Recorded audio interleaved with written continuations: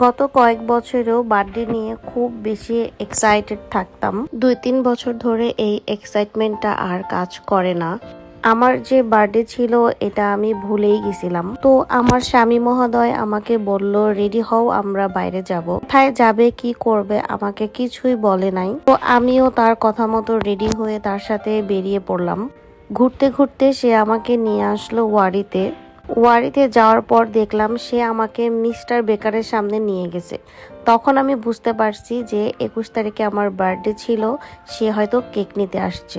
Mister বেকারের cake পছন্দ না হওয়াতে আমরা আবার অ্যারাবিয়ানের সামনে গেলাম, সেখান থেকেও আমাদের কেকটা নেওয়া হয়নি। ঘুরতে ঘুরতে ওয়ারিতে দেখলাম সুশি লজি নামে একটা সুশি রেস্টুরেন্ট আছে। তো আমি ওকে বললাম যে আমি কখনো সুশি খাই নাই, চলো আজকে ট্রাই করা যাক।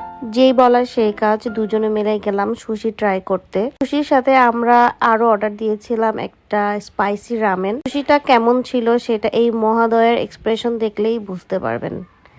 মজা ছিল না, একদম র একটা ফিশ ছিল। আর তার সাথে ছিল স্টিকি রাইস, মানে স্বাদটা একটুও মজা না, ওদের সোয়া সসটাও মজা না। পরে এটা ছিল রেস্টুরেন্টের ইন্টেরিয়র, ভালোই ছিল। মনে হচ্ছে যে আমরা শিনচ্যানের ধাবাতে চলে আসছি, মানে আমার কাছে দেখতে এরকমই লাগছিল যে আমরা শিনচ্যানের কোনো একটা রেস্টুরেন্টে চলে আসছি।